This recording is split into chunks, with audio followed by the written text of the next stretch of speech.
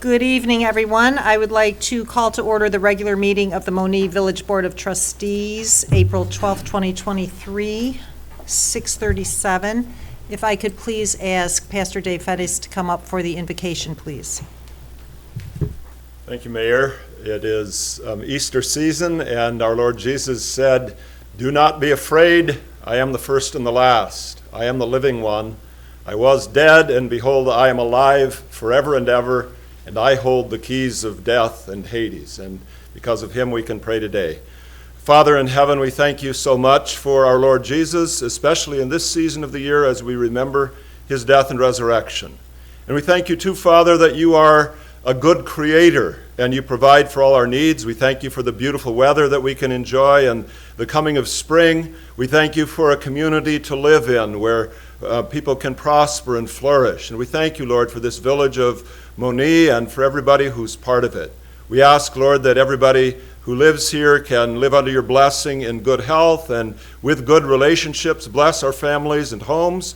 Bless the businesses and enterprises that are happening. Bless, Lord, those who are involved in law enforcement and in fire safety and as first responders. Bless those, Lord, who are responsible for leadership decisions in the village. We thank you for Mayor Bogues and for each of our trustees and for all the staff, the administrative staff and the people who work in parks and the other dimensions of leadership in our village. And we ask, Lord, that each one may be under your protection and guided by your wisdom. We ask your presence in this meeting, that the discussions that are had and the decisions that are made will be in accordance with your will and in a way that is good for the people who are here and for the people of this village. We pray in Jesus' name. Amen. Please rise for the pledge.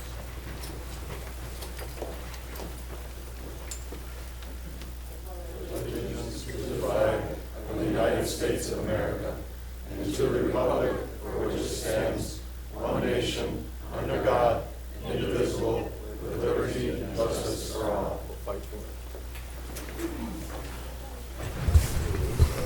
Roll call, please. Trustee Gonzalez. Here. Trustee Horn. Here. Trustee Henson. Present. Trustee Rakes. Present. Trustee Wilson. Present. Trustee Udris. Present. Thank you. Open to the public, agenda items only. May I please have a motion to accept the consent agenda? Make that motion. Second. Roll call, please. Trustee Horn. Yes. Trustee Henson.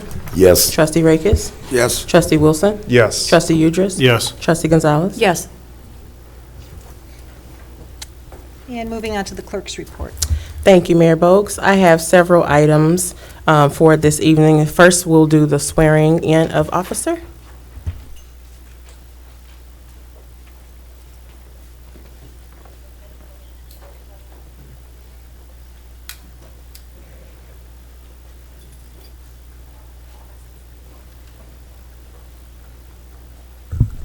If I can have you raise your right hand, repeat after me, insert your name after I. I, Christian Schabacher, Do solemnly swear do solemnly swear that I will support the Constitution of the United States that I will support the Constitution of the United States and the Constitution of the State of Illinois, and the Constitution of the State of Illinois, and I will faithfully discharge the duties and I will faithfully discharge the duties as police officer as police officer for the Village of Monee for the Village of Monee Police Department Police Department to the best of my ability. to the best of my abilities. Congratulations. Thank you so You're much. welcome. Here, you can sign this for me.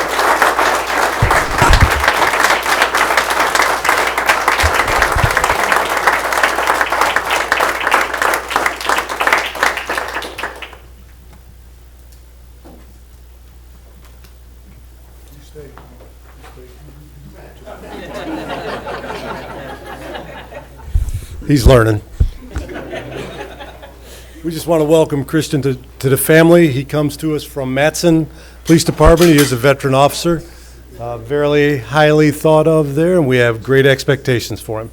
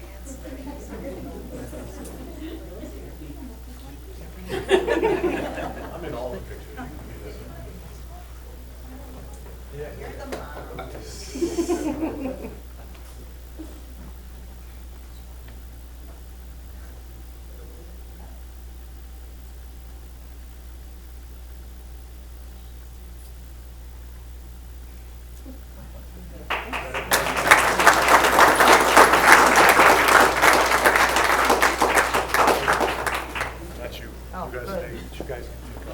You're good to go. Grandma, we get it right? Okay? All right.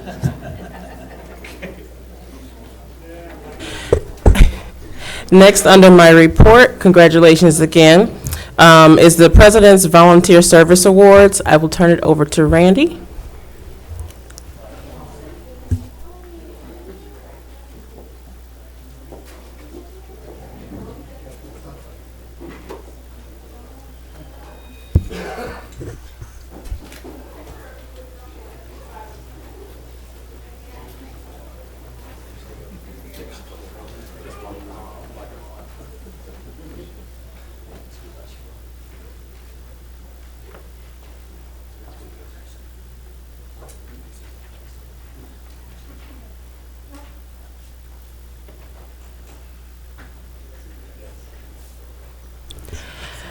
Under Monee Emergency Management, the President's Volunteer Service Awards. In 2003, the President's Council in the Service of Civic Participation founded the President's Volunteer Service Award to recognize an important role of volunteers in America's strength and national identity.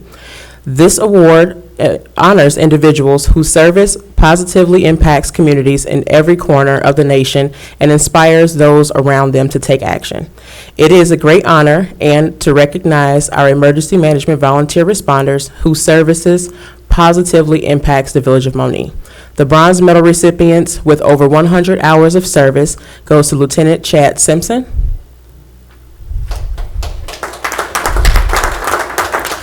Sergeant Norm Flagg, Responder Romulus Beerus, Responder Mike Larson, and Responder Brian Glim. The silver medal recipient with over 250 hours of service goes to Responder Jim Pace.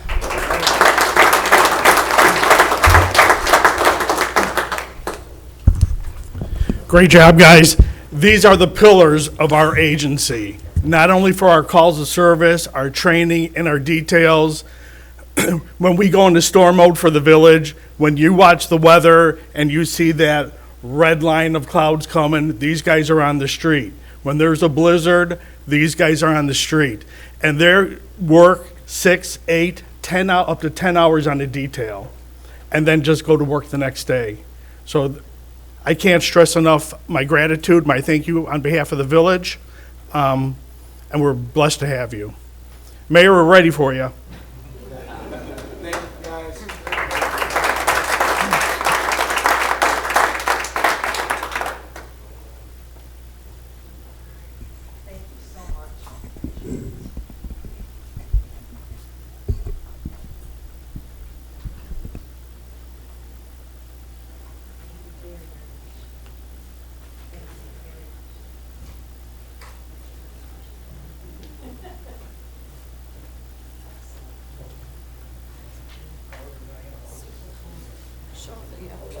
Picture frame. Yep. I can do this. Ooh, that's all.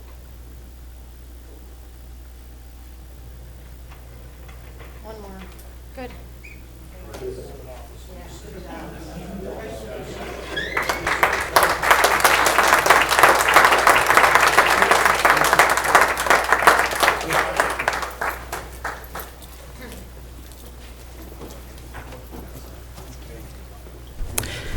Continuing on with my report, congratulations again. I wanted to give an update when we had our early voting for this past consolidated election. With early voting, there were 67 early voters that came in and voted here. I wanted to thank Deputy Clerk Powell Johnson and Ms. Jude Kanabi for setting up on setup day. DJ as well as Doug from Will County, the tech. Also, my 2 sworn-in election officials, Linda Marshall and Elena Esparza, they are volunteers, but they have helped countlessly over year after year. Also, the last thing on my report, I wanted to make mention that the Creek Monee Band Boosters are having, at the high school, their mattress fundraiser. It is a beauty rest fundraiser that they've had last year, and it will be this year on Sunday, May 21st, from 11 a.m. to 6 p.m. in the field house at the Creek Monee High School. Of course, they have a lot of incentives for the students that are doing, their putting their invites out. When they send things out, they're able to get paid incentives for having people come out as well. But this is a great fundraiser for them, and we have yard signs as well. So they've sent some over in case anyone would like to put them up to get ready for it. I have a few. You can find me. End of report. Thank you. Okay, moving on to my report. All right, first thing I want to do is bring up if I can have some discussion / approval regarding a Arbor Day proclamation. So I would like to read that here. We're having discussion, or? Let me read it Oh. first. Yep. So this is a resolution of the Village of Monee in support of Arbor Day, a proclamation within the Village of Monee. Whereas in 1872, J. Sterling Morton proposed to the Nebraska Board of Agriculture that a special day be set aside for the planting of trees. And whereas the holiday called Arbor Day was first observed with the planting of more than 1 million trees in Nebraska. And whereas Arbor Day is now observed throughout the nation and the world. And whereas trees can reduce erosion of our precious topsoil by wind and water, lower our heating and cooling costs, moderate the temperature, clean the air, produce oxygen, and provide habitat for wildlife. And whereas trees are a renewable resource giving us paper, wood for our homes, fuel for our fires, and countless other wood products. And whereas trees in our city increase property values, enhance the economic vitality of business areas, and beautify our community. And whereas trees, wherever they are planted, are a source of joy and spiritual renewal. Now therefore be it resolved by myself, the mayor, and the Board of Trustees of the Village of Monee, proclaim that April 28th, 2023 is Arbor Day, and I urge all citizens to celebrate Arbor Day and to support efforts to protect our trees and woodlands. Heidi, if I could ask you to give a little background as to why we are doing this, please. Well, if you might remember, actually, 10 years ago, the Village of Monee was decimated by something called the emerald ash borer. And we found out nearly 40% of the trees in our village were either destroyed or diseased because of this. But we didn't have anything in place for that replacement of trees. So promptly we got on that, and I wrote a tree ordinance along that line. We got that approved within the same year, and now have that ordinance, and that puts us in a great position to become a Tree City USA. So there are 4 components to becoming Tree City, of which we now, with this proclamation, would have all 4 components. One of which, of course, is the proclamation. We have dedicated dollars for our tree replacement program. We have dedicated staff for that tree replacement program. DPW and Ed Johnson and his staff, and the tree ordinance, and which puts us now in standing for as a Tree City USA, and we can become part of the urban forestry program in the nation too. So, for 10 long years, and I think too with our whole parks program, the Arbor Day Foundation will find this very, very useful in our corner as well. So if I can please have a motion to accept the proclamation. I'll make that motion. I'll second. Any further discussion? Roll call, please. Trustee Hansen? Yes. Trustee Rakes? Yes. Trustee Wilson? Yes. Trustee Udris? Yes. Trustee Gonzalez? Yes. Trustee Horn? Yes. 2023-1. Thank you. Number 2 under my report, I move that we adopt a resolution in support of TIF. This resolution is a helpful tool as we advocate for the preservation of TIF. At this time, the legislation regarding State Bill 1391 was not heard and did not advance out of committee prior to the March 31st deadline to pass Senate bills. But this resolution will solidify our stance on support for tax increment financing and will be forwarded to the Illinois Municipal League. IML will continue to oppose any legislation that diminishes TIF as an economic development tool for municipalities. So if I can please have a motion to accept. I'll make that motion, ma'am. Second. Any discussion? Roll call, please. Trustee Rakes? Yes. Trustee Wilson? Yes. Trustee Udris? Yes. Trustee Gonzalez? Yes. Trustee Horn? Yes. Trustee Henson? Yes. 2023-2. Thank you. And that is the end of my report. Moving on to the administrator's report. Thank you, Mayor. Good evening, everyone. First, I wanted to congratulate the Chief. Chief, congratulations on a new officer you're able to get. We have a good officer there. Also, Randy, kudos to you and your team. You've taken it to a whole nother level. When the team started 10 years ago, we had nothing.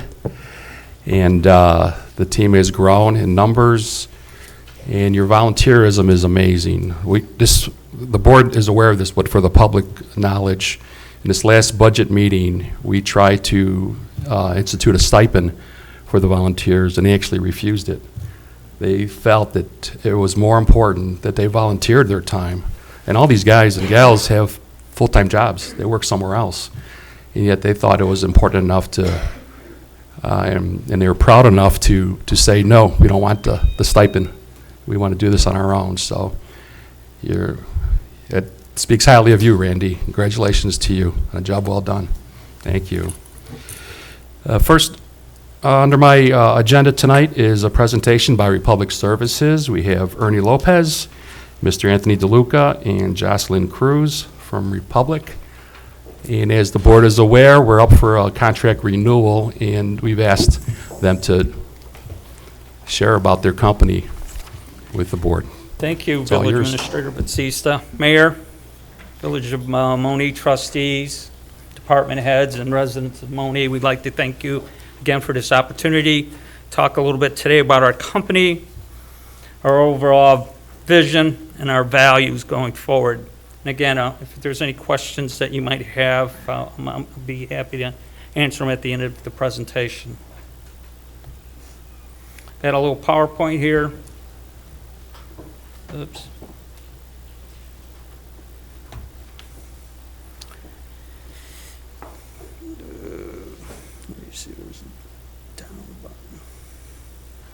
Okay, our company, Republic Services, has a rich history of providing dependable recycling and waste services across the U.S. We're also a leader in environmental services, partnering with customers for more of sustainable world. Again, we're a one-stop shop. With the acquisitions of U.S. Ecology, ACV, and EcoFlow, we've been able to broaden our services a lot more in unison with the municipalities are looking for. That includes an e-waste program, electric recycling. We have household hazardous now we can do. We have universal waste, a SHARPS program. We even have an emergency response. So again, Monee has a lot of trucks that come in and out of here. We have response teams that can go out and handle these spills and so forth for oil, chemicals, and biohazards for any disaster. Again, we were meeting up with the village administrator. We were able to work. I brought my team here of special waste individuals working with the village administrator and the engineers to find a solution for a couple companies here in the village of Monee, and we were happy to provide that service and providing an outlet for them. So it worked really, really well. The overall view, Our company is 39,000 strong. We're in 42 states, including Puerto Rico.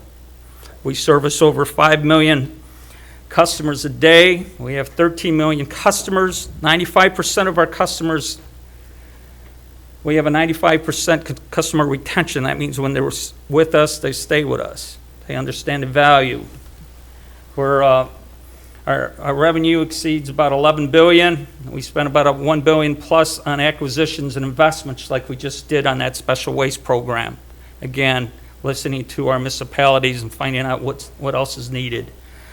Our current score is 84% for employee engagement score. Again, we give our employees the opportunity to speak up and provide them the resources that they're looking for. Might be something simple as new uniforms, boots, or whatever, but we sit there and we listen to the concerns, all right? We have 900 locations nationwide. We have 239 transfers, 71 recycling facilities. We have 77 landfill gas renewable energy projects. 21% of our fleet is powered by natural gas. We have 16,000 trucks nationwide. We're the fifth largest vocational fleet in the nation. We have 356 collection operations. We recycle 5 million tons of material processed recycling each and every year. And 77% of our routes, you guys probably notice, are automated. So when the driver goes out there, again, safety is a big priority. They go out there and pick up the carts and so forth like that. Again, safety is the number one priority. If you look throughout the village of Monee, you'll notice many of your constituents have at least 3 to 5 carts. When they call and say they want them, we give it to them because it makes our drivers safe, right? They handle the cart. They don't have to get out. They're more efficient, right? So we keep costs down there too. So again, it pays big dividends. And right there in the middle, the $1 million positively impacted through Republic Services Charitable Foundation. We do this each and every year. It's really strong. We've got one up in Englewood we're going to do. Yes. And so we have a lot of outreach programs where our employees are part of the villages, where they spend a lot of time coaching and mentoring some of these people in the village. In fact, we have a supervisor that lives in the village of Monee that's part of the athletic program. I spend a lot of time here in the village of Monee. My grandson plays on the 10-year-old travel team. So I'm out here trying to encourage them and so forth. So there's a lot of things going on really good here in the village of Monee that we're a part of. Again, our overall vision and values, we just want to make sure we're partnering with customers to create a more sustainable world. Again, we'll go over our next slide is in regards to our goals going forward. Again, safety is our number one priority. 0 employee fatalities. Again, we want everybody to go home safe. We have a 2.0 reduced OSHA total recordable incident rate. That means for so many hours that we work, we want to have almost an incident-free throughout our whole company. But that's our goal. These are goals. 88 achieved the maintain employee engagement score. We're almost there. We're at 84, as I discussed earlier. Again, by 2030, we want to have a $20 million impact to the communities that we serve and so forth in and around our areas. We also want to reduce absolute scope 1 and 2 greenhouse gas emissions by 35%. We want to increase recovery and circularity of key materials by 40%. I think I brought this up to you in regards to our new system, polymer centers. We've invested a lot of money on these. These are these plastics. We've partnered with Coca-Cola, Pepsi, and so forth across the nation to make sure that when we recycle these, there's an outlet for them. So we've worked with them. We've got one right now in Las Vegas. The central one here is going to be Indianapolis. We'll grab all our plastics, we'll buy it, we'll send it, we'll ship it, and then it will be processed to the next level with Pepsi and Coca-Cola plastic bottles. So we're spending a lot of money there. And in regards to 50% increase the beneficial reuse of biogas by 50%, our landfills, right? We've made a big, big investment there to assure that we can get to that 50%. Our values are are simple. Safety is our name priority. We protect the livelihoods of our colleagues and communities. Other than the fire truck that you got coming down your street, what's the next biggest truck? It's a garbage truck. So we do a lot of training. We're really proud about our safety program. We reward our drivers for being safe. We're committed to serve. We go above and beyond and exceed our customers' expectations. Again, I take that personal. Probably my biggest problem. I take things ever personal. I want to make sure that you have what you need. We are in the service industry, and I want to make sure that you're satisfied. Being environmentally responsible, we take action to improve our environment. We're driven to deliver the results the right way. And again, we're human-centered. We respect the dignity and the unique potential of every person. Again, not only through our surveys with our employees, we get feedback from our customers. UPS, the scores. The Net NPS, Promoter Score. yeah, the Net Promoter Scores. Well, we send them out. We get feedback from them too as well. And again, the next page there is just awards and recognitions. We've received many of them. We're really proud of them. Great Place to Work certified, Dow Jones Sustainability. Again, we're the only waste industry in that to be awarded that. We're in Byron's, Fortune 500s, the 100 Best Corporate Citizens Awards, Sustainability Yearbook. And one of the most ethical company there are. We've got voted for that in the CPD disclosure for 2022 is some of the awards that we've been had. So we're really proud of. So again, I want to thank everybody for this opportunity. To look forward, we've been a value partner for the last 10 years, and we want to continue that hopefully going forward. Any questions? Thanks for coming out tonight. Any change in plan with the grass and lawn waste? In other words, what you do now is we have them in separate containers. Right. And any change to that plan?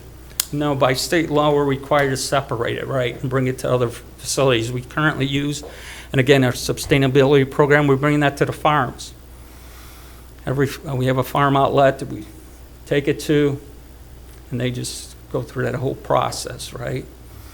And unfortunately, that, by state law, we're supposed to have that all separate. I'm not saying fortunate or unfortunate. I'm just want to make sure that's part of that, just making sure it's continuing.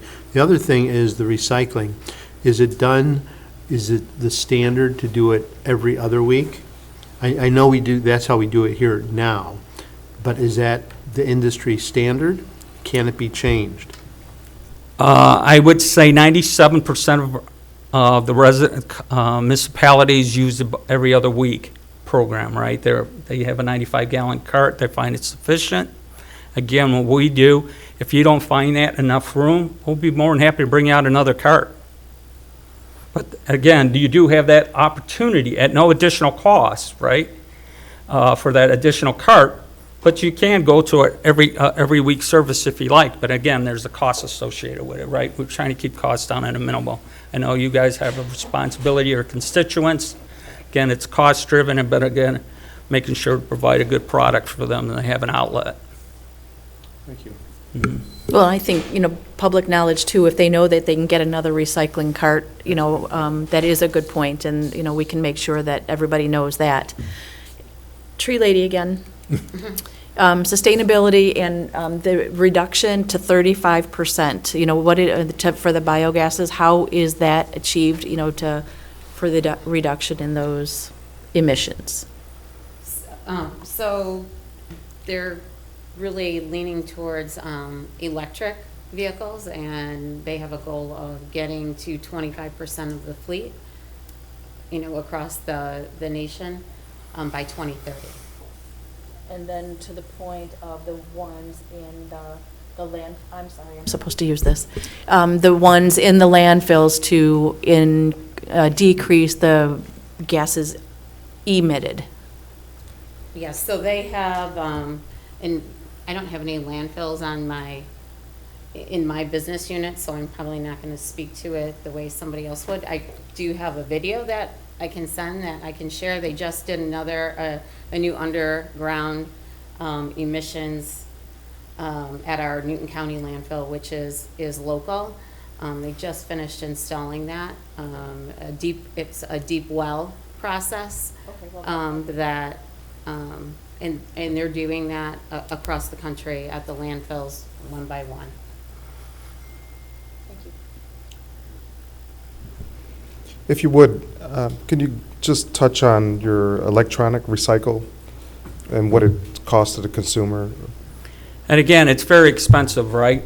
Well, you know that, you heard that last couple weeks ago, but we did propose a simple solution to the village of Monee, and it's very, where an individual will be able to throw out one item per month.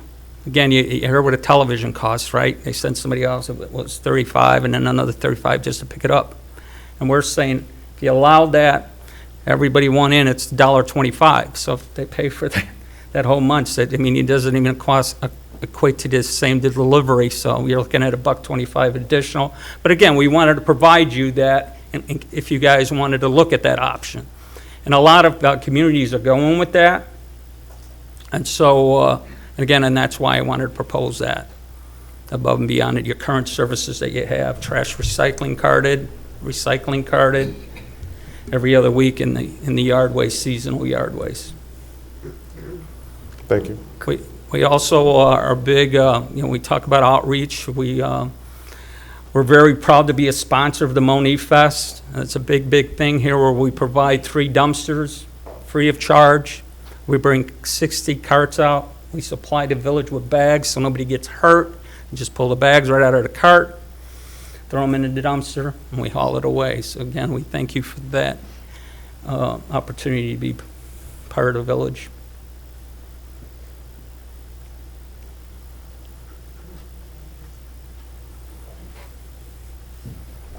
Any more So just questions? one more thing, so to Mike, sorry, to Mike's question about the electronics recycling, and then what if we would, if we would host an event for electronics shredding or hazardous waste here at the village, so everybody brings their stuff to you?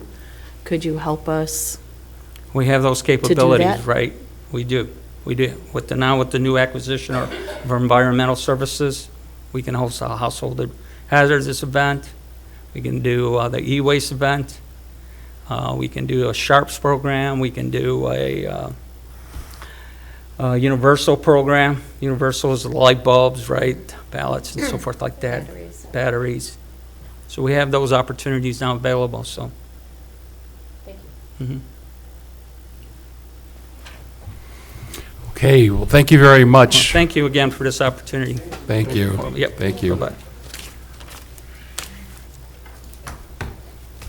Okay, the next item under my report is park building and work order change requests. As the board recalls, the village entered into a work agreement with PBS Design on January 25th, 2023 for work to be completed with the replacement of the Fireman's Park Pavilion. With the Parks Department noticing significant issues with the masonry to the perimeter of their existing building, they requested PBS to bring in their mason to review the existing conditions. PBS's team noted visible water damage to the stone and wood substrate around the perimeter of the building, consequently causing deterioration around the building's perimeter. In an effort to minimize the overall cost impacts, PBS has collaborated with DPW by having DPW demolish the existing materials and provide new concrete board in preparation for the new stone. PBS's cost to replace the stone and necessary flashings was prepared in the form of an owner's additional work authorization proposal, which is attached. The additional work order would include materials and labor for 3-foot stone veneer wainscot with a 4-inch cast stone sill to the perimeter of the park building to match the new masonry being installed on the column bases for the pavilion. The pavilion replacement cost, as a reminder, is $346,092.00. The total cost for the additional work order is $74,030.00. for a contract sum total, including additional work change order, of $420,122.00. And just to remind the board, when we voted on the Park Pavilion replacement, that was a not-to-exceed $415,000 approval. So this is just $5,000 roughly over that approval. So board action requested tonight is a motion to approve the additional work change order to replace the brick and sill with flashings around the entirety of the park building in the amount of $74,030.00. I'll make that motion. Second. Any discussion? I mean, I think this is, probably, fairly reasonable, fairly reasonable cost. It's something that you couldn't have really foreseen, especially to the extent that it was. And anytime you undertake a project like this, you're bound to have something like this come up that needs to be addressed. And, that's why I support it. That park building was put up about, I want to say, 10 years ago. So that stone that was just removed was only 10 years old. Do we have any guarantees on this work that it will last longer than 10 years? Can I? Yeah, I think part of the problem, too, was that the original stone that was put up there is not supposed to be for exterior use. Okay. So I think obviously too, knowing that this new stone veneer is for outdoor use, we can guarantee you as long as the columns are going up with the same one, it shouldn't go anywhere within 10 years or 12 years or whatever it was. And then the other question was, is this stone designed to match the Monee Historical Center? Yes. That is correct. Yes. Okay. Thank you. I have a question. Was there any issue with the drainage identified when they took a look at that, as far as the soffits, gutters, and things of that? There was separation. Water was falling from the gutters and how the gutters were installed, so that was repaired, pulled away from the building. There's going to be foundational work that's going to have to be completed as well with this project. But once it's all installed, we should never have this problem again. Thank you. So that includes, like, drain tile away from the building? Yes. Thank you. Is that foundation work part of this $75,000? Or is that going to be an addition down the road? We should be able to take care of it through Public Works. So this is a collaborative effort with our Public Works crew that's going to be doing a lot of this work. So the masonry is strictly PBS. Okay. The contract. Thank you. Any other questions? Yeah, I do have one. The original amount was agreed on of $415. Are we going to have to change that to this amount now? Will that $415 that we agreed upon initially not to exceed, do we have to make a change now? I'll have to look at the contract, but there's probably an allowance in there. Okay. But I can look at the contract. Just wanted to make sure. Okay. Well, I think he's right then, because it was the ordinance that we had not to exceed 415, so we Yeah. probably need that verbiage, or not to exceed 476. Well, for clarification, the cost of the pavilion is not changed. It's still what it was priced at, the $346. The additional is for the brick masonry around the park building, which was never originally, we didn't know about it until after the fact. When we tore down the pavilion is when we found Just the cover problem. bases. Yeah. Right. Roll call, please. Trustee Udris? Yes. Trustee Gonzalez? Yes. Trustee Horn? Yes. Trustee Henson? Yes. Trustee Rakis? Yes. Trustee Wilson? Yes. Thank you, Board. End of my report. Thank you. Moving on to the officials' reports. Public Works, Trustee Horn. Good evening, everyone, and I want to, if you live on the eastern side of Monee, right now it's a mess. But good news, because repairs are ongoing, and I'll give a detailed report in just a minute. The other thing that I did want to say is we still need help wanted for the summer, for the public works. So if you like being outside, cutting grass, etc., this is a good job. So you can apply in person, 7 to 3, Monday through Friday at the Public Works Building, or go on the Village of Monee website. Now, here's a breakdown of the projects that are happening, and I'm glad that they're happening all at once, and they'll be done by the time we hit full summer.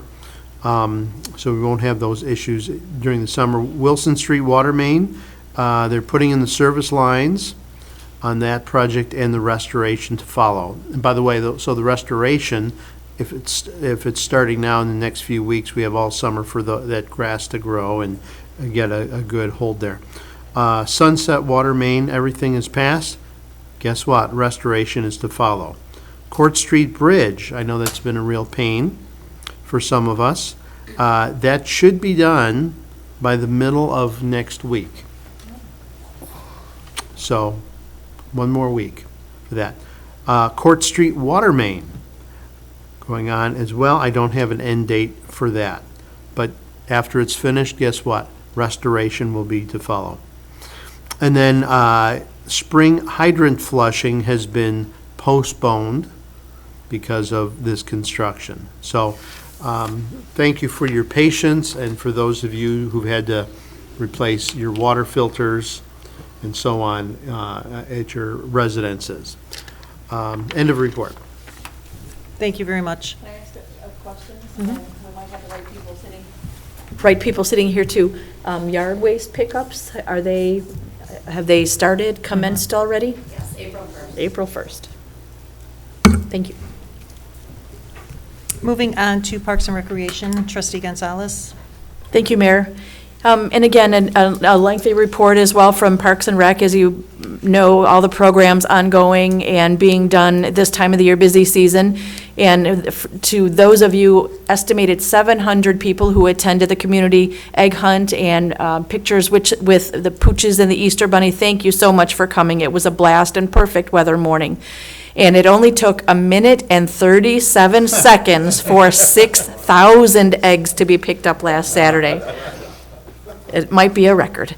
90 baskets were donated by the Monee Alliance of Churches and others. And thank you to Public Works, to EMA, to the Police Department, Monee Women's Club, thank you, and the others who have volunteered for this great annual event. And a reminder that Earth Day is next week, and I do know we have a project for Earth Day you can sign up for through Parks and Rec as well. April 28th, not only is it Arbor Day, but it's a first ever senior prom for those of us 55 and older. A DJ, flowers for the ladies, refreshments, and light snacks will be available. And we'll be crowning a queen and king of the prom. And also thanks to the very generous volunteers, valet parking will be available. You can send a single or as a couple, and as attire is festive or casual dressy, so you don't have to go out and buy a gown, unless you have one handy. Registration is being taken at Village Hall at $10 per person, a heck of a lot cheaper than our proms, right? Monee's annual spring garage sale is on May 26th and 27th. And to be published on that list, register at the Village Hall so you can be part of that map too for a $5 fee. Planning the Parks and Rec and many things planned for everyone. We appreciate everyone's patience during the construction at Fireman's Park. And I imagine everybody has seen the wood has been delivered for the pavilion starting in the next couple months. And I believe concrete being poured in the next week or so. So, also coming down are some of the trees out front to make improvements for that park as well. These trees are old and diseased, as we found out, and all very excited to see those plans that have been worked on for many years, and they're finally happening. And then certainly not least, tomorrow, April 13th at 5:30 here in Village Hall is another meeting for our 150th year-long birthday celebration. So all are invited, all the groups are invited, citizens are invited, just to become involved and be a part of that too. End of report. Clarification question for you, Heidi. Yeah. With the on the garage sales, this one it's $5 to get on the list. They don't have, and it's not a permit required with this one, right? Correct. No. For Okay. this weekend No one, garage you sale don't permit. require a permit, but to be on the pictured map, it's $5. Okay, thank you. And what was that, those dates, Heidi? 26th and 27th of May. So later than you. Thank you. Thank you. Moving on to Finance, Trustee Rakis. Thank you, Mayor. The month ending March 2023, the Village General Fund received $1,448,000 in revenue and had expenses of $684,000. The village will be offering residential property tax appeal assistance in the upcoming months. Please be on the lookout for those dates. The village will continue its property tax relief program this year. We are glad to announce for the second consecutive year, the village will be refunding 50% of the village portion of tax to residents. Finally, the fiscal year 2024 budget has been approved. The Finance Department will be putting together the village's first budget book. The budget book will provide a budget excuse me, that is optimized for online viewing. The book will provide a narrative of the village for the upcoming fiscal year. End of report. Thank you. Moving on to Economic Development, Trustee Wilson. Yes, thank you, Mayor. First, I'd like to start off by saying thank you to everyone who participated in this past election, those who participated and helped setting up and voting, and also who ran. So thank you, Monee. Under Project Unite Monee, we have Vortman Still. We have posted their future home of Vortman USA sign on their 27-acre property to our website this week to promote them and Monee becoming a partner in their future success. If you don't know where they're west of I-57, right off of, right across on Ridgeland, right across the street, just east of Amazon. So Vortman Still also does a collaborative effort with Governor State University in teaching or providing the skill training for the trades. So hats off to Vortman. They're doing big things. International company right here in our backyard. Also, just down the road on Ridgeland, you got Shy South Customs, their motorcycle shop, repair shop, service shop. Director Bill Barnes and myself met last Friday with the very talented group to learn about their award-winning international recognized motorcycle builder right here in Monee.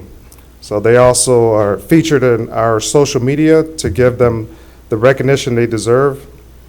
So we're expecting big things from them. They're looking to expand. The business has grown within the last couple of years that they've been here, so they're looking to, they're kind of outgrowing their space, so they're looking for other options. We're trying to keep them here, right here in Monee. So hats off to them also. They're doing great things over there. As always, when available, shop Monee. End of report, Mayor. Thank you very much. Building Services, Trustee Henson. Thank you, Mayor. In the month of March, we had 39 permits issued for various property improvements, and we've had 13 families move into the village to call Monee their home. Building Services Department has been in communication with the lodging facilities in town to convey the importance of property maintenance and code compliance, not only inside but outside also.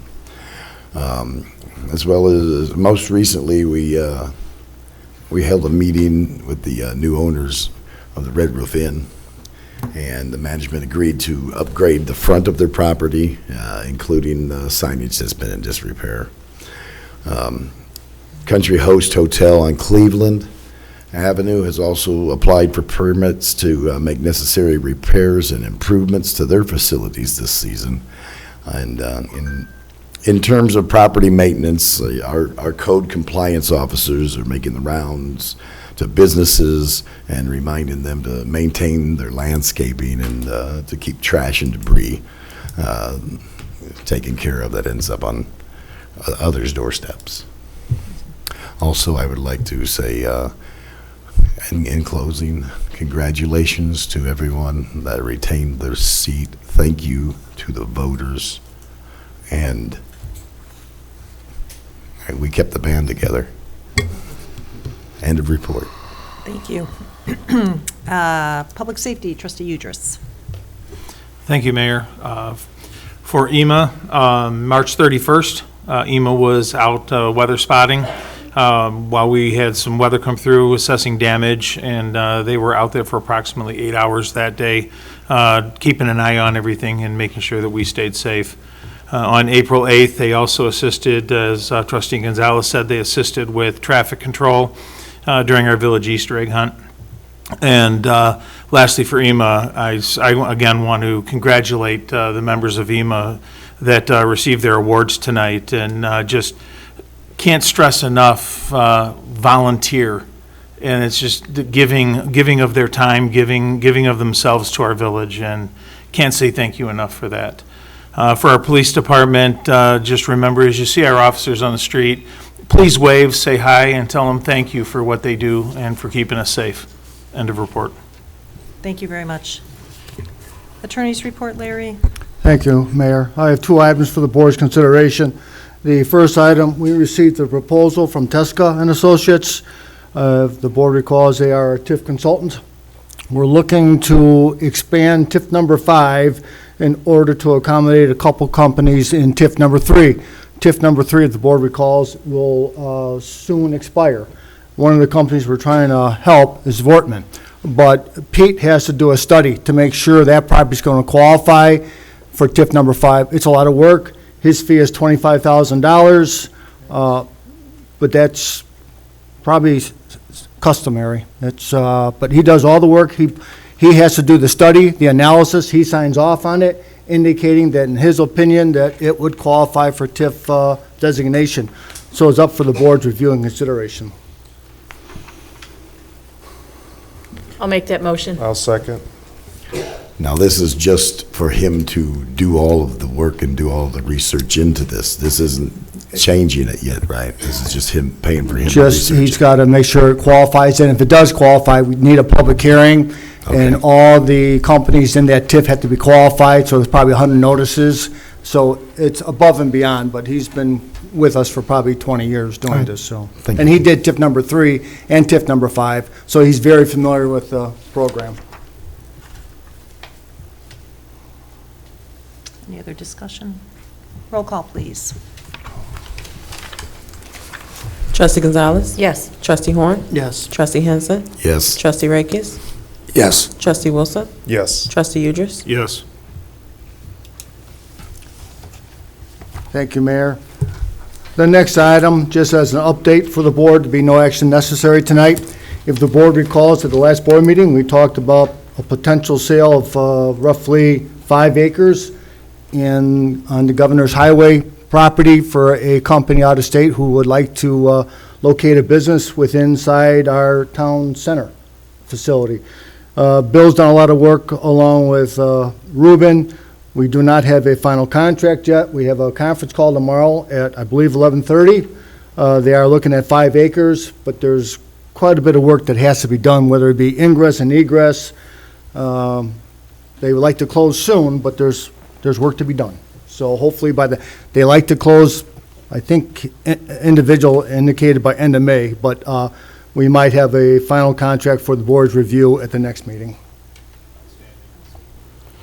I might, though. No guarantee, I'm telling you. So with that, we have a motion to postpone this to the next meeting? That's fine. No action tonight, so just, we can put it up for discussion at the next meeting. Okay. You need a motion for that? Yes. I'll make that motion. I'll sec.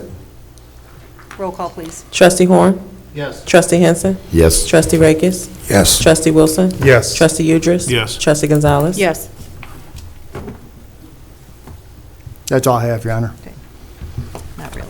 Moving on to unfinished business, item number 1, Larry, I'll let you take this Okay. one. Discussion regarding Crow's Head redevelopment agreement. Thank you, Mayor. If the board recalls, Crow's Head is asking for TIF assistance. We sent him a proposed redevelopment agreement. The assistance is roughly I think $40,000. His attorney received it. He has not made comments back to us yet. I think Mr. Buckmeyer will be here either the next meeting or the first meeting in May. He is anxious to open. He's grateful for the mayor and the board's efforts, but at this point in time, we don't have a final agreement. It's in their hands, not ours.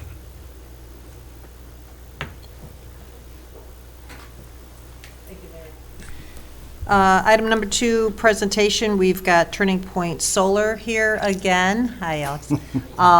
To, I believe, field the questions and answers from previously, so feel free to come on up.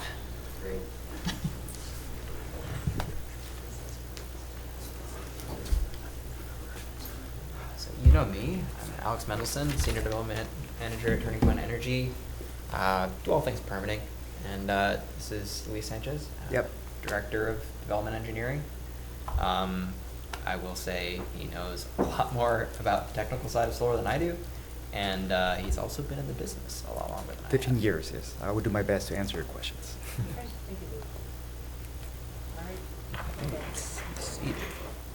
Sit down. Yeah.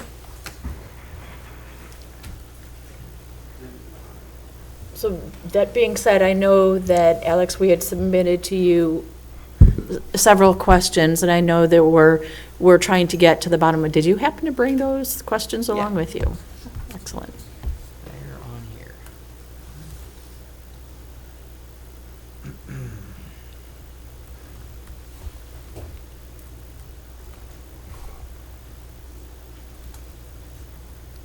There we go.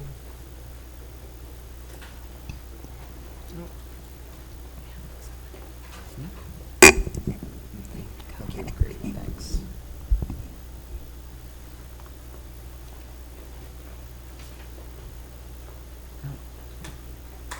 Actually,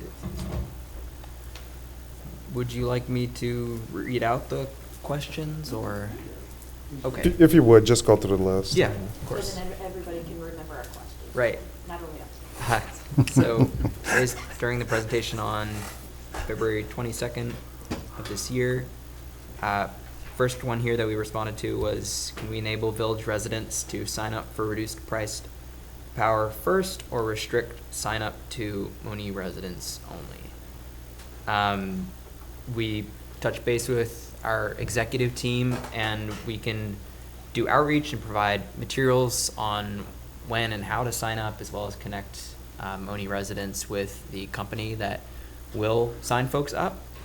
And then we can gather names and provide the names to the third-party company. We can't restrict to Monee residents only, but we can do as much outreach as we would like. I guess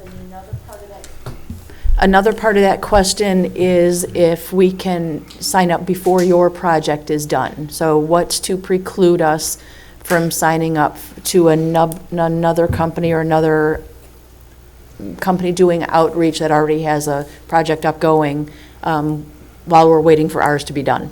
You definitely can sign up for any community solar project in the ComEd service territory. And this might be the, for you then too. So we know we have 5 megawatt? For this project? Yeah. Yes. 5.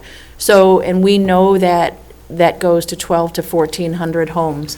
And what's to say then, and if we sign up then, that those 12 to 1,400 homes are ours being served from that power? Right.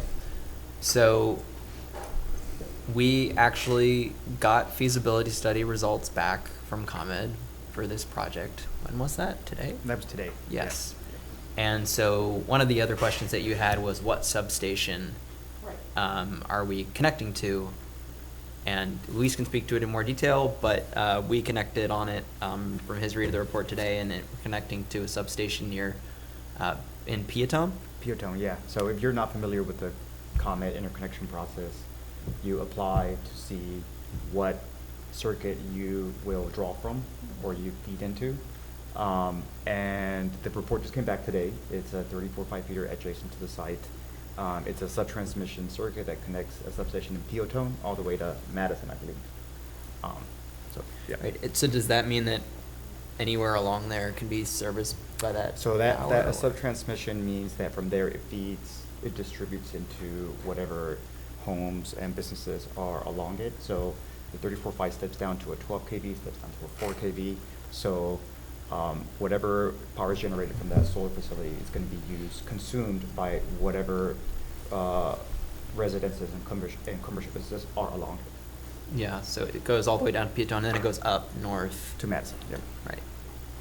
Then it doesn't, that power from your field doesn't necessarily only power the ones who have subscribed to the service. It's whatever house might need it along the way. Right, it goes into the grid itself, but the subscriber company is the one that would directly apply it to the solar facility. But you really need some smart grid technology in order to know that the solar facility power is going to be going exactly to certain places. So, And ComEd probably doesn't have that yet. Right.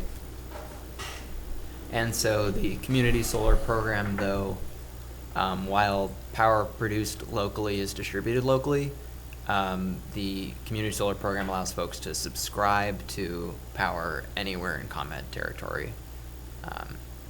So they, in essence, will be buying power from you, whatever is generated at that field, to help them along their grids.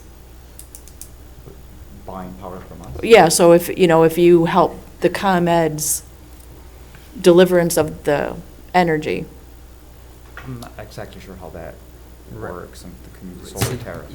Yeah, they would sign up for the community solar program, and community solar people that signed up for community solar would receive bill credits.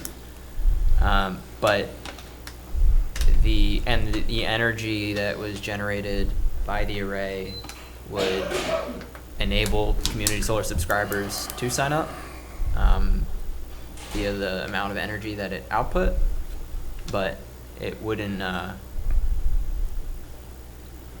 necessarily be just the folks along that distribution line that could only subscribe to the power that was generated.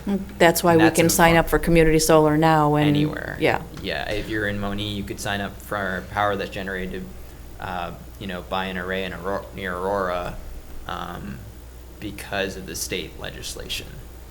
And you said we get billing credits, and it was, if I remember right, it was 10%? Yeah, it's anywhere from 5 to 10% usually. Anywhere from 5 to 10% off the delivery cost or the entire bill? Off of your ComEd bill, the rate that you get right Per, now. per hour, kilowatt hour? Yes, yeah, off of the retail standard rate. So not off the whole bill, just on the kilowatt hours generated, needed or paid for? Right, so if you get a discount, sometimes these companies do like bulk purchase agreements on power, and folks can get discounts from that.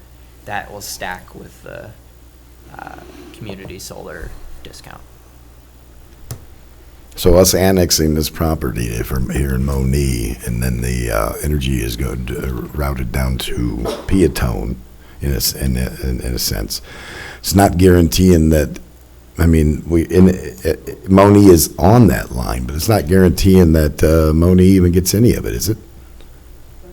That's correct. So I mean, Well, I think the power comes from, well, the solution here is the subscriber organization, right? So ComEd has to interconnect us, right, by tariff, right?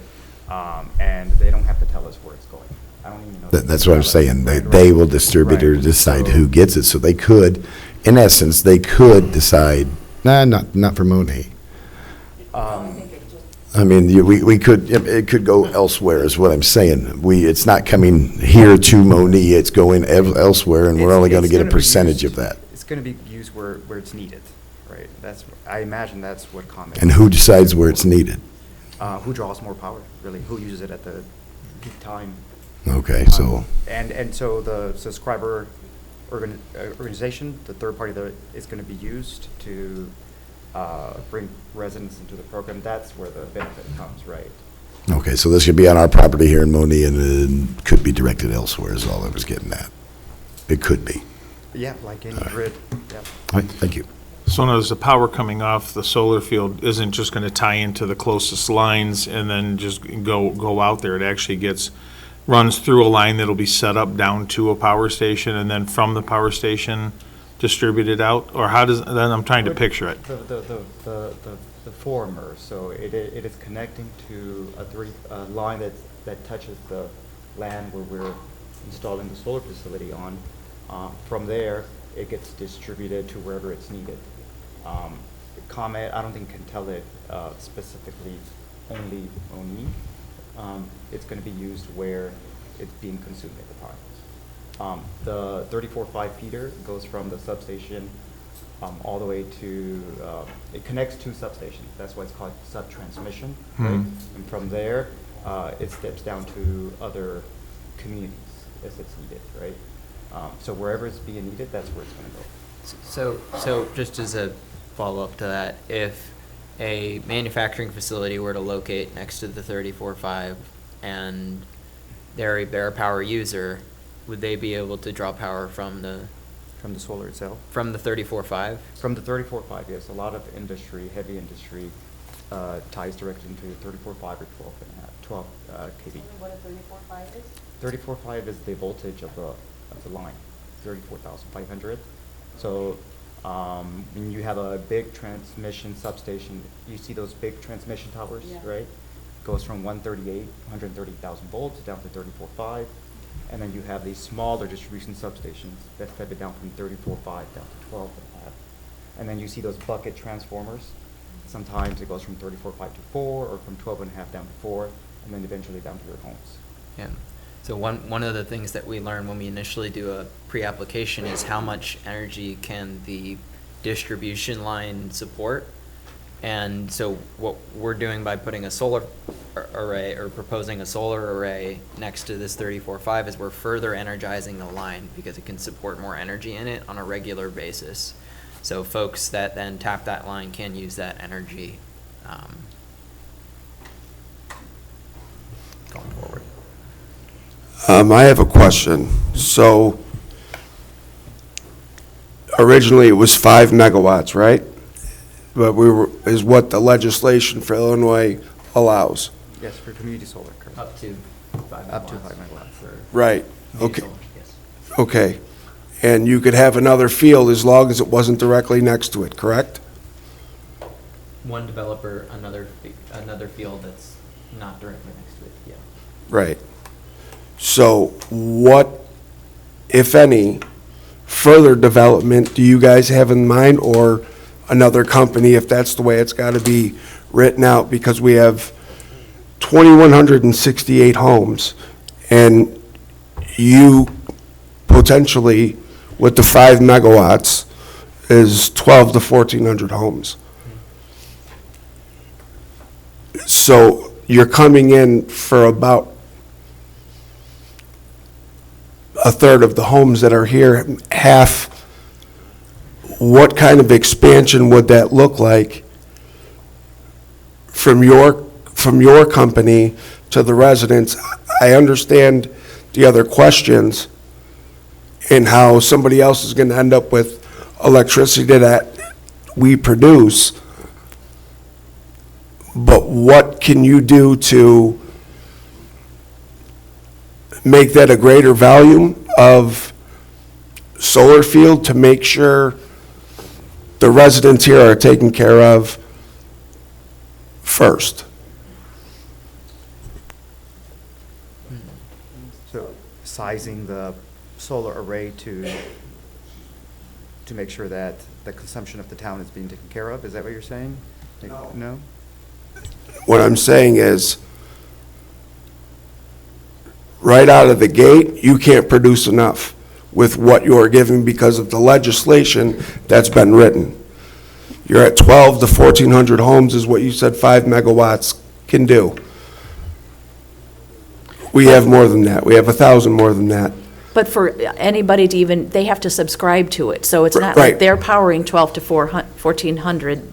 People have to subscribe to community solar. Right. So that station isn't, it's just helping ComEd deliver more.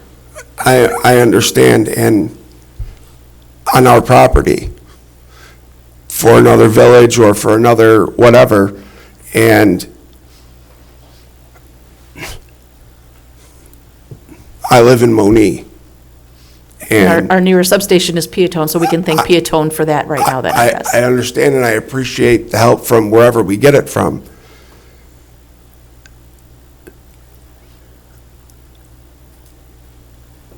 We're giving up our land for things here for somewhere else. That's the only thing I don't like. And it's not that, I mean, I understand everybody would have to sign up. You don't know that you would have that many that signed up or whatever. I think it's just a jaded outlook on where the energy or the resource needs to go for the residents that live here. So, and I don't think on the other side of that coin is we're not giving up our land. They are purchasing it as if somebody, any kind of business, any manufacturing business would do so. So annexing this land, that's the question, and we're not giving it up. We're agreeing to annex it into our village to sell it to somebody, basically an electrical manufacturing.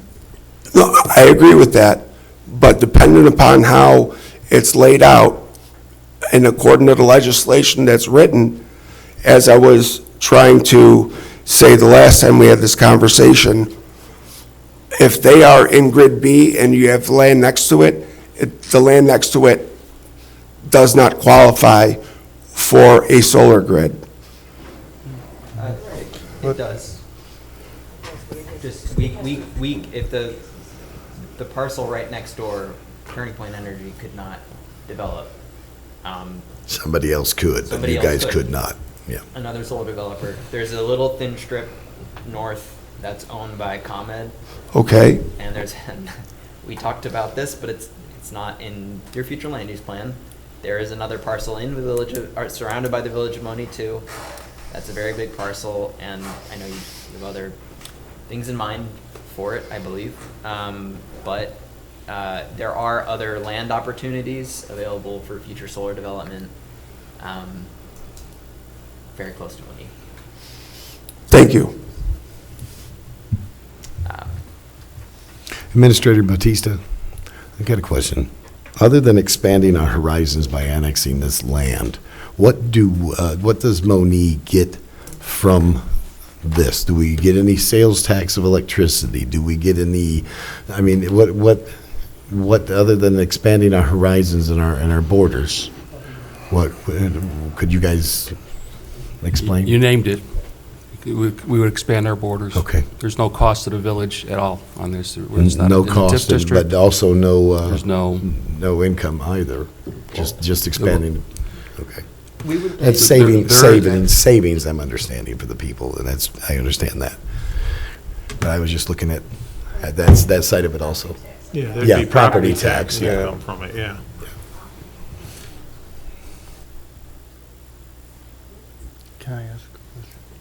Can I ask a question, sir? You're a contract purchaser, correct? You haven't bought the land, right? We have an option to purchase, yes. Okay, is the initial, or the title owner right now, would he or she agree to annex into the village? We haven't discussed that with them. Because we can't annex anything unless the property owner wants to do that. Right. And so we can't, if anything the board can do right now would be a possible pre-annexation agreement. Right. Indicating when and if you get title, this is what we'll do. But Right. until the title owner agrees, we can't annex anything. That makes sense. And how big is your site? Believe the total site is around 70, but the portion that we would be purchasing is up to 47. 47 acres? Yes. Thank you.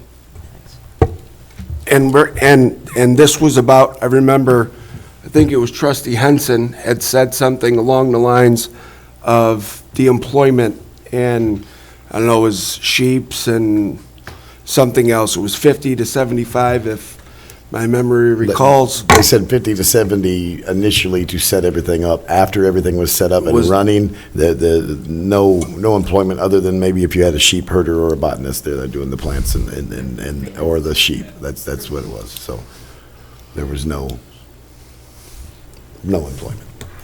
Thank you. So with the credits that are allotted to the residents, how do those get exhausted? Do they, Yeah, so they're based on, generation. So the average reduction in utility bill is like that 5 to 10% that I mentioned. When in the summer months, when there are fewer clouds, there are more credits generated and a higher savings rate, or when there are no clouds. And then in the winter months, when it's more cloudy, there are less savings generated because it's based on the generation rate. And so your monthly bill credit amount does vary, and then averages out to that discount. Can I ask you one last question? You said you have an interest in the property, right? A contract interest? Yes. What triggers the event that your company determines, okay, we're ready to buy? Right. It is a few things. I can list them. So we have to get the special use permit allowing the use. We have to get capacity from the Illinois Power Authority. We would submit to the adjustable block program. Once we have the use authorized, and we need an interconnection agreement, a valid interconnection agreement with ComEd. They've done the feasibility study, but there's one more study to go called the system impact study, and then they issue our interconnection agreement. And then we need to select an investor who will build, own, and operate the array, and then close with that investor.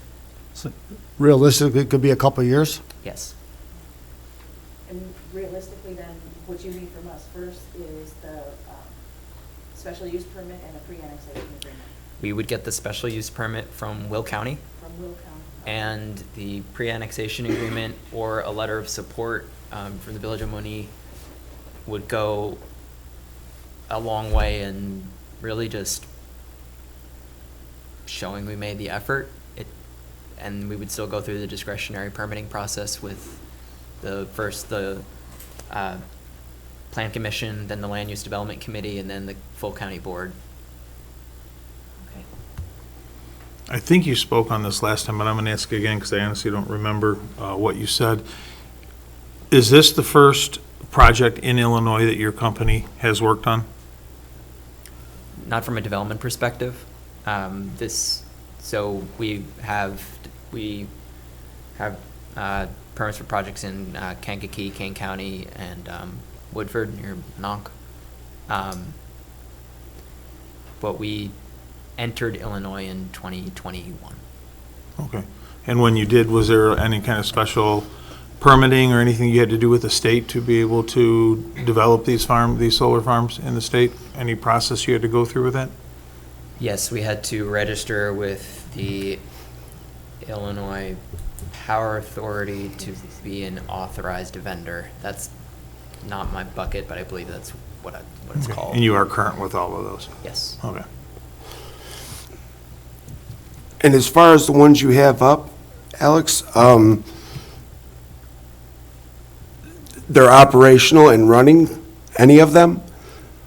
Yeah, and Luis is more experienced with that in other states. In other states, not in Illinois. Not in Illinois. Yes. So the one you have in Kankakee and wherever else is in the same development stage as you are here with us? We have the special use permit for that, and we've submitted to the state for capacity. That's the stage that it's in, and we're in a waiting period with the state. And we have interconnection agreements. And we have for signed several of them. interconnection agreements with ComEd as well. Thank you. Would you be able to give us the name of one of your other projects that are already up and running so we can kind of do our homework on what it looks like when it's done? I think I can, right? Yeah, I mean, they're on honestly, our website is. He said he does, but not in Yeah. Illinois. Pretty detailed with. So those projects that are up and running predate me being a turning point, so I would have to try to find out what the names are, but I'm sure we could share that. And like Alex said. Because I would like to The see, website. yeah, what one of Turning Point's looks like, up and running. That would be awesome. So you're saying that one of them that are up and running, any one of them that are up and running predate you, and you have 18 years?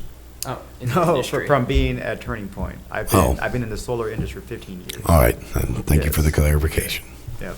Here, I'll pull up one. So 0 that are running in Illinois. 0 that are operational right now. Yes. Thank you. You said the closest one was Virginia or something like that, correct? From here? Closest. Well, we have Maryland. Maryland. Yes. This is about, I think it's Same the 5th year difference. that we're in Maryland. Yeah, I mean, Maryland, Yeah. Rhode Island, Maine. All right, thank you. And So the last meeting after, I had conversed with the rest of the trustees or something, I actually found something in Crane Chicago Business about the current state of ICC and the new appointments and everything. How do you guys get along with the ICC and the current makeup or what could happen in the next year or so? I have to get back to you on that one. I will write that down.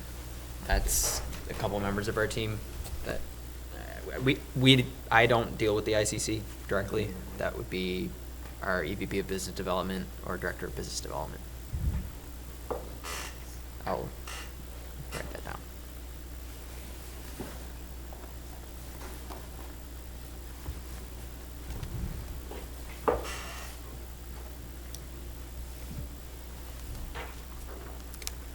I can, let's see. I can show you some existing projects on this computer if you'd like. Okay.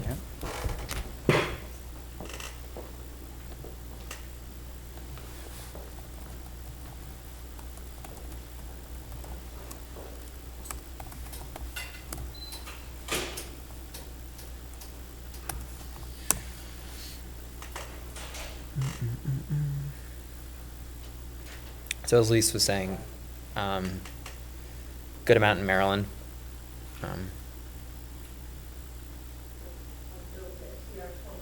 Yeah, PR 97, PR 24, those are community solar projects in Maryland. Let me bring this up. And then there's we do some drone videos of our. That's a 2 megawatt AC, 3.2 megawatt DC. So it's smaller than where we're proposing to go. Sorry, I can mute it. I'm sorry, what? This would be between 15 and 20 acres. Mhm. It'll be bigger, yes. Yeah, well, yes, on average of 5 megawatts, around 35 acres, yeah. Yep. What you see there are single axis trackers, racking system that tracks the sun. Yeah, that's cool.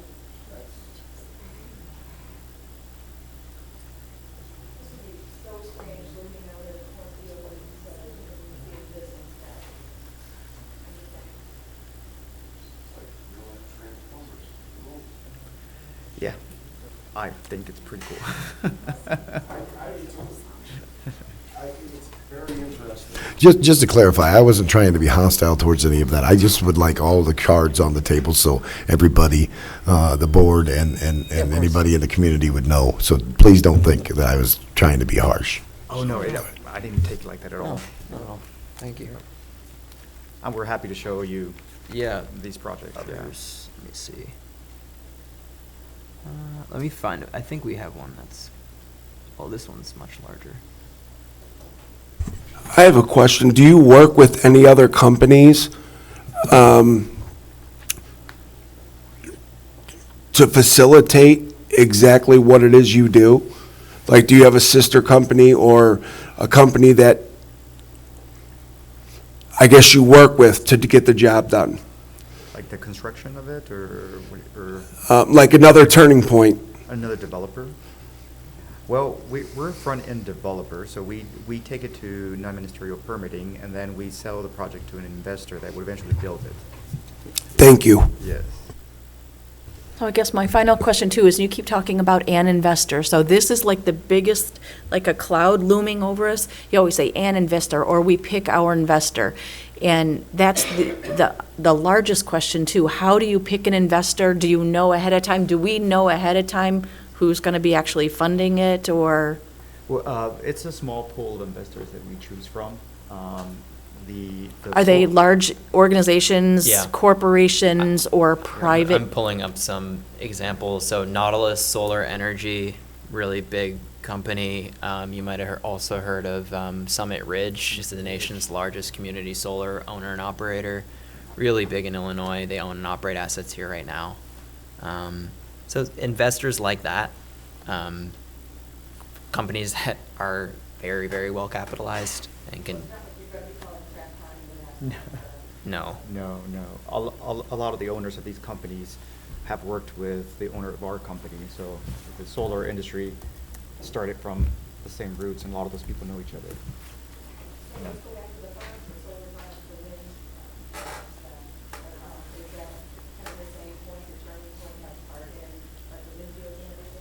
No. No, we don't do any wind. I don't know if Summit Ridge does wind. I think some of them are strictly solar. I don't know if they do. Most of the ones we partner with just do solar. Yeah.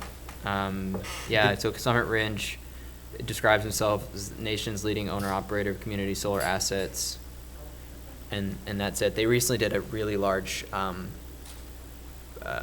purchase of solar panels from a U.S.-based manufacturer, or U.S. manufacturer.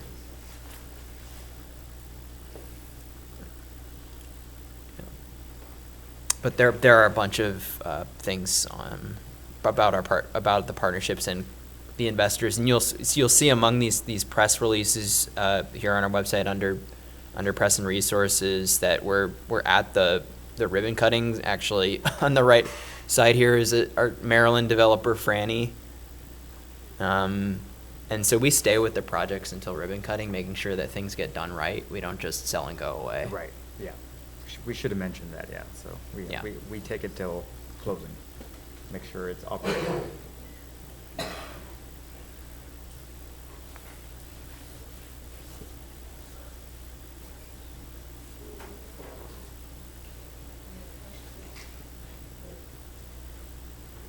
Okay.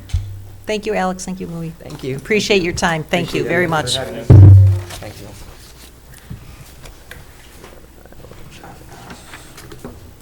Is there any new business? Yeah. Go ahead. I would like to see if we could get into some discussion on the next, maybe the next agenda about possible senior discounts on some of the permits, some building permits and stuff here in the village. I don't know where we would go with that, but I'd like to look into it and see if we can get some discounts for seniors on those. Okay. Heidi?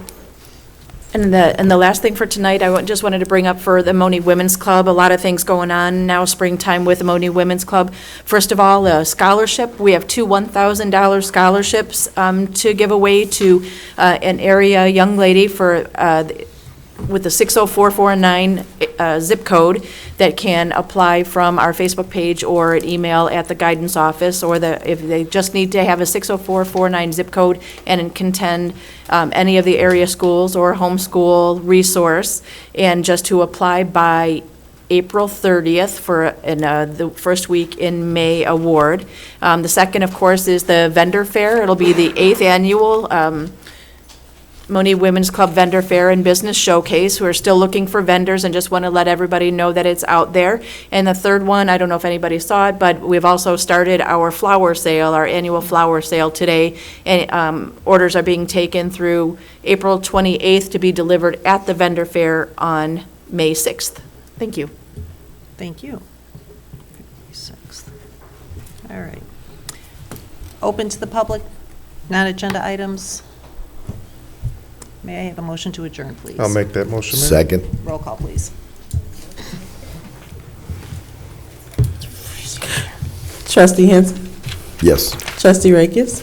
Yes. Trustee Wilson? Yes. Trustee Idris? Yes. Trustee Gonzalez? Yes. Trustee Horn? 8:07 PM. Thank you, everyone.